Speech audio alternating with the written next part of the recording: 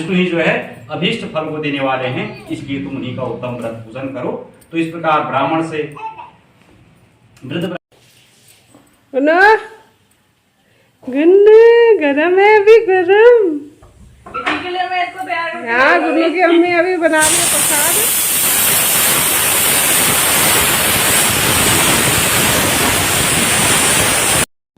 Hello everyone, कैसे हैं आप सब? आई होप आप सब ठीक होंगे। Welcome back to my channel. आप सबका स्वागत है मेरे न्यू ब्लॉग में, काशीपुर ब्लॉगर बीना के यूट्यूब चैनल पे। आज है हमारे घर में सत्यनारायण कथा, इसलिए मैंने ये पकवान बनाए हैं।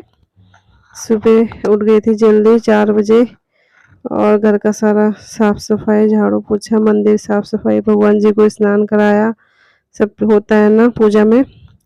तो फिर आ गई थी मैं नीचे और उसके बाद ये सब खाना बनाया। प्रसाद तो नेहा ने बनाया और बाकी सब खाना बनाया मैंने पंडित जी लोग के लिए। और हमारे यहाँ आज सत्यनारायण भगवान की कथा है। मेरे हस्बैंड जी रिटायरमेंट आए हैं ना, इसलिए उसी खुशी में। और शाम को कीर्तन भी है, तो आप लोग जरूर देखिएगा कल का ब्लॉग भी। कल को कीर्तन वाला ब्लॉग डालूंगी।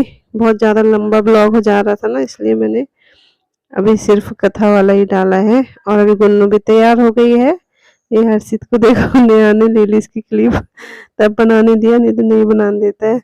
और अभी ये हो गई है तैयारी शुरू, अभी पूजा शुरू हो गई है। आप लोग भी देखिए, भगवान जी का आशीर्वाद लीजिए, कथा सुनिए। ये तो बहुत सौभाग्य से मिलती है ना सुनने के लिए। तो आप लोग भी सुनिए, एंजॉय कीजिए, भगवान जी का आशीर्वाद लीजिए। बस और कुछ बोलो। ओम जय काली भद्रकाली कपालिनी दुर्गा स्वाहा सुधा जय तुलसी चामुंडी नम योगी प्रज्ञान गम्यं वंदे विष्णुं भवैरं सर्वलोके नाथं। ओम नमो भगवते वासुदेवाय नमः। त्रिदेवेश्वर महादेवाय नमो नमः। सर्वा बाधा विनिर्मुक्तो धन धान्यो शुभांतः मनुष्यो मत प्रसादेन भविष्यन्न संस सर्वस्वरूपे सर्वेशे सर्वशक्ति समन्विते भैरवी व्यस्ताय नमो देवी दुर्गे देवी नमोस्तुते। ओम कर सर्वस्तं वा काय शंकर वा श्रवणनयनं वा मानसं वा प्राणं भीतं अभीतं वा सर्वमेतत् क्षमस्व। जय जय जय करुणाब्धे श्री महादेव शंभो। पितृदेवता ध्यानम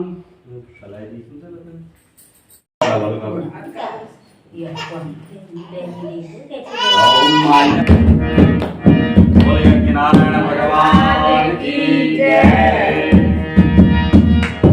जय गणेश गणनाथ दया निधि सकल विघ्न कर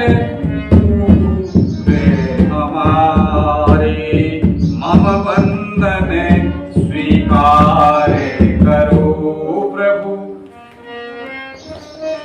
शरण शरण हमें आए तिहारे। बोले यज्ञ नारायण भगवान और लक्ष्मी नारायण भगवान की जय। जय नंदलाला जय गोपाला, जय नंदलाला जय गोपाला, जय जय श्री राधे गोविंदा।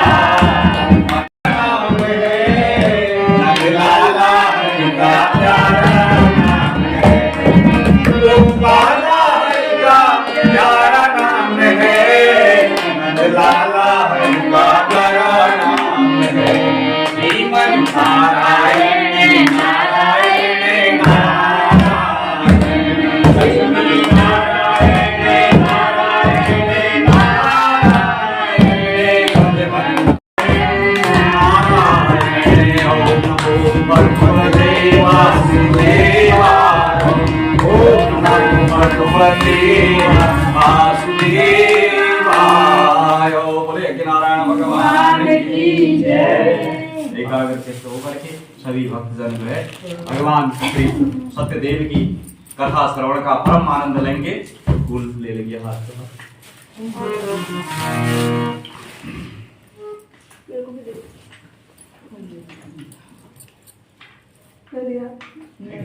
खाने लाओ, घर पे जाओ, खाने दो, वो दे दो सबको पीछे। घर पे जाओ। हाँ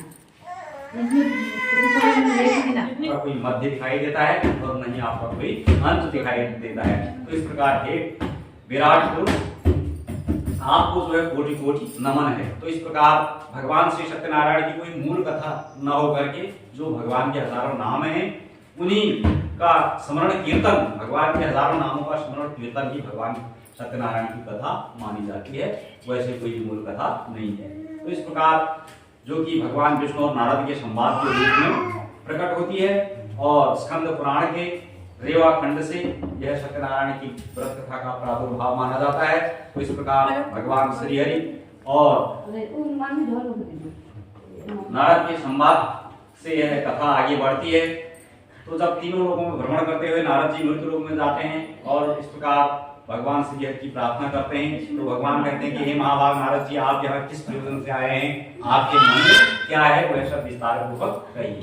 तो नारद जी कहते हैं मर्त्य लोके जनासन में नाना क्लेश समन्विता नाना योनि शब्दबंधा पच्यन्ते पाप कर्म भी। हे नाथ, इस मृत्यु लोक में विभिन्न प्रकार के प्राणी अनेक प्रकार के दुख एवं कष्ट भोग रहे हैं, कौन सा ऐसा सूक्ष्म उपाय है जिस उपाय को करके प्राणी मात्र के दुखों को नष्ट किया जा सकता है। तो इस प्रकार नारद जी कहते हैं, भगवान श्री हरि कहते हैं कि हे महाभाग नारद जी, आपने यह भक्तों के ऊपर यह अनुग्रह करने की इच्छा से, संसार के ऊपर अनुग्रह करने की इच्छा से आपने यह परम उत्तम बात पूछी है जिस व्रत को करने से प्राणी मोह से मुक्त हो जाता है। सुने, स्वर्ग और मृत्यु लोक में एकमात्र दुर्लभ यह भगवान श्री सत्यनारायण का व्रत है, जो आपके स्नेह के कारण उसे अच्छी प्रकार इस समय विधि विधान से बताया जा रहा है। अच्छी प्रकार विधि विधान से भगवान श्री सत्यनारायण का व्रत करके मनुष्य शीघ्र ही परलोक में मोक्ष का भागी हो सकता है।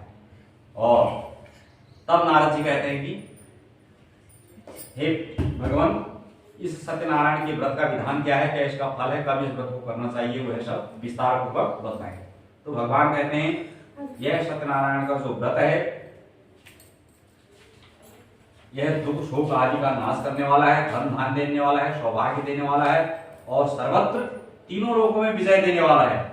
इसके लिए कोई दिन, कोई मुहूर्त, कोई तिथि निर्धारित नहीं है कि कब भगवान श्री सत्यनारायण का व्रत करें। जब भी मनुष्य के हृदय में जिस दिन भी श्रद्धा और भक्ति समेकित समान भाव से जागृत हो जाए, उसी दिन भगवान श्री सत्यनारायण का व्रत कर लेना चाहिए।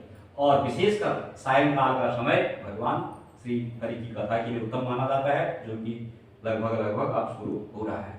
तो सायंकाल में उत्तम गुड़ के भोजनी पदार्थ सवाया मात्रा में मिलाकर के केले का फल, शर्करा, घी, दूध, गेहूं का चूर्ण, गेहूं के चूर्ण के अभाव में साठी के चावल का चूर्ण, गुड़ आदि भक्ष्य सामग्री सवाया मात्रा में मिलाकर के भगवान श्री हरि के समक्ष निवेदन करें और घर में मांगलिक कृत्य, भगवान का नाम स्मरण कीर्तन, भजन संध्या, भगवान के हजारों नामों का गुणगान कीर्तन करते हुए भगवान श्री सत्यनारायण की कथा का श्रवण करना चाहिए। इस नाम स्मरण रूपी कथा का श्रवण करना चाहिए और श्रवण करना चाहिए और कथा श्रवण के अनंतर भगवान बंधु बांधवों से भगवान की आरती उतारें, भगवान का चरणामृत प्रसाद ग्रहण करें और भगवान के श्री हरि के चरणों का चिंतन करते हुए, अपने हृदय में धारण करते हुए भगवान के चरणों को, भगवान का नाम स्मरण कीर्तन करते हुए, भगवान का प्रसाद ग्रहण करते हुए अपने अपने घर हो जाएं। ऐसा करने से मनुष्य की इहलौकिक और पारलौकिक अभिलाषा अवश्य में पूर्ण होती है। और विशेष रूप से एकमात्र भगवान विष्णु ही जो है अभीष्ट फल को देने वाले हैं, इसलिए तुम उन्हीं का उत्तम व्रत पूजन करो। तो इस प्रकार ब्राह्मण से वृद्ध ब्राह्मण वेशधारी भगवान श्री हरि से व्रत के विधान को यत्न पूर्वक जान करके वृद्ध ब्राह्मण ने जैसा कहा था उस व्रत को उसी प्रकार करूंगा, यह संकल्प लेता है ब्राह्मण। और रात भर जब ब्राह्मण देव ने यह संकल्प लिया तो ब्राह्मण को रात भर नींद नहीं आई और प्रातः काल होने पर आज भगवान श्री सत्यनारायण के लिए व्रत रखूंगा, यह संकल्प लेकर के ब्राह्मण देव जब भिक्षा के लिए निकल पड़ते हैं तो उस दिन भगवान की असीम अनुकंपा से भिक्षा में बहुत सारा धन प्राप्त हुआ और उसी धन से ब्राह्मण ने अतुल तेजधारी भगवान श्री सत्यनारायण का व्रत पूजन किया। व्रत के प्रभाव से वह श्रेष्ठ ब्राह्मण सभी दुखों से मुक्त हो गया और भगवान के श्री हरि दुर्लभ मोक्ष पद को प्राप्त हुआ। तो इस प्रकार पृथ्वी पर जब भी कोई मनुष्य भगवान श्री सत्यनारायण का व्रत करेगा तत्काल उसके समस्त दुख नष्ट हो जाएंगे। इस प्रकार भगवान नारायण ने महात्मा नारद जी से जो कुछ कहा वह सब आप लोगों से कह दिया। तो होता है और वह लकड़हारा लकड़ी के गट्ठर को बाहर रख करके ब्राह्मण के घर में प्रवेश किया। भूख प्यास से व्याकुल वह लकड़हारा ब्राह्मण को व्रत करते हुए देख करके प्रणाम करके बोलता है कि हे प्रभु, आप यह क्या कर रहे हैं, इसके करने से कौन से फल की प्राप्ति होती है। तो ब्राह्मण ने कहा, सत्य, इसके करने से कौन से फल की प्राप्ति होती है। तो राजा ने कहा, पूजनम किरेते साधो विष्णुरतुर तेजसा व्रतम चौथन है साधम पुत्रा जावाप्ति काम्य। हे साधु, मैं पुत्र प्राप्ति की कामना से अतुल तेजधारी भगवान श्री सत्यनारायण का व्रत पूजन कर रहा हूँ। तो राजा की यह बात सुनकर के साधु गण ने कहा कि हे राजन, मेरे भी कोई संतान नहीं है, भगवान की असीम अनुकंपा मुझ पर भी हो, मुझे भी संतान प्राप्त हो, तो आप मुझे भी जो है इस व्रत के विधान को बदलाने का कष्ट करेंगे। तो राजा दयालु होते हैं और लीलावती की प्रार्थना स्वीकार कर लेते हैं। और जब भगवान लीलावती पर कृपा करते हैं तो उन्होंने इंद्रश्रेष्ठ चंद्रकेतु को स्वप्न दिखाया और स्वप्न में कहा कि प्रातःकाल उन दोनों साधु गणकों को शीघ्र ही बंधन मुक्त कर दो, जो उनका धन लिया था वह भी उन्हें लौटा दो, अन्यथा राज्य धन एवं पुत्र से तुम्हारा सर्वनाश कर दूंगा। ऐसा स्वप्न में कह करके भगवान श्री हरि अंतर्धान हो जाते हैं। और प्रातःकाल होने पर राजा ने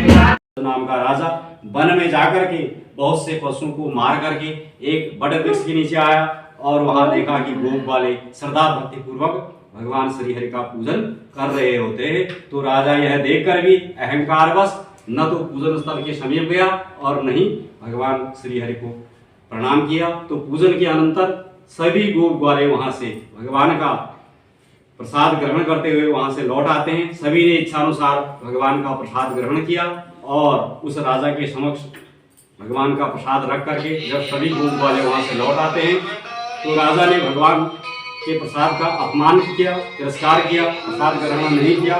तो वह राजा जो है भगवान के श्राप से अत्यंत दुख को प्राप्त हुआ। उसके 100 पुत्र नष्ट हो गए और उसका संपूर्ण साम्राज्य नष्ट हुआ। तब राजा ने मन में यह निश्चय किया कि यह अवश्यमेव भगवान श्री हरि ने यह सर्वनाश किया है, इसलिए मुझे वहीं जाना चाहिए जहाँ की उनका पूजन हो रहा था। तो ऐसा विचार करके राजा पूजन स्थल के समीप गया और भगवान से क्षमा याचना की। भगवान दयालु होते हैं और अभीष्ट वर प्रदान करके भगवान अंतर्धान हो जाते हैं। भगवान की असीम अनुकंपा से वह पुनः धन पुत्र से संपन्न हुआ और इस लोक में अनेक सुखों का उपभोग करके अंत में सत्यपुर वैकुंठ धाम को प्राप्त हुआ। बोलो श्री यज्ञ नारायण भगवान की जय। तो इस प्रकार भगवान श्री सत्यनारायण की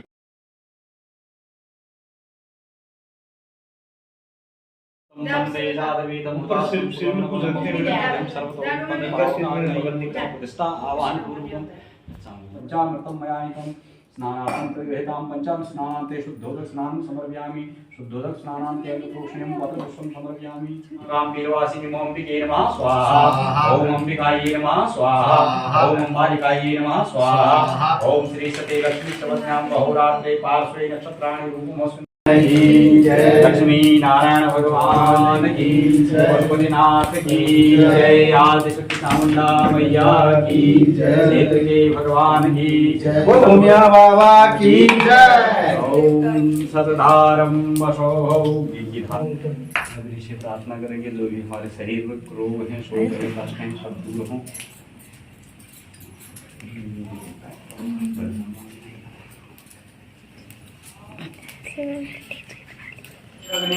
स्वाहा जो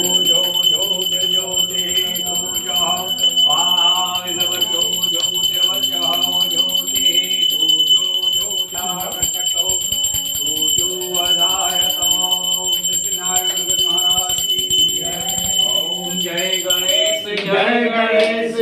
गणेश देव माता जागी पार्वती पिता महादेवा। जय गणेश देवा माता जागी पार्वती पिता महादेवा। एक दंत दयावंत कार्य भुजाधारी सिंदूर सोए मुख की सवारी। अन्न को आँख देख कोयन को काया पादन को पुत्र देख निर्धन को माया। भूम चढ़े आम चढ़े और चढ़े मेवा का भोग लगे संत करे सेवा। कौन नाम शरण आए समझ की जो सेवा। जय गणेश देवा दीन की लक्ष्मी नारायण भगवान की जय। ओम जय लक्ष्मी नारायण जय लक्ष्मी नारायण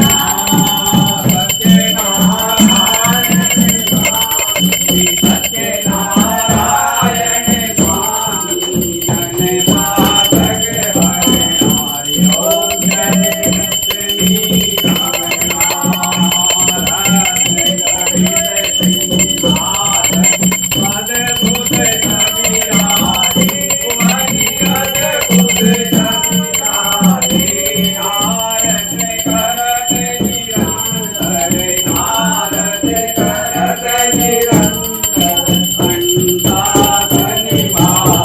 हरि ओम जय लक्ष्मी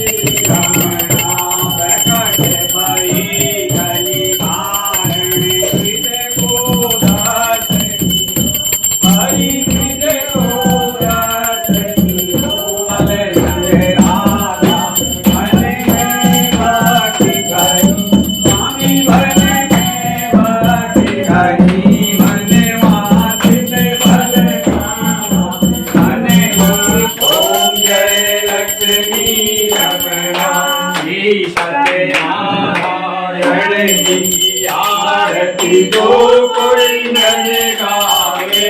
हरि में गावे कहत शिवानंद स्वामी मन भजन हरि हरे स्वामी मन वांछित फल पावे।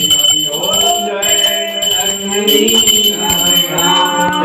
लक्ष्मी रमण जय लक्ष्मी रमण सत्यनारायण स्वामी सत्यनारायण स्वामी जय पादक हरे हरि ओम जय लक्ष्मी ओम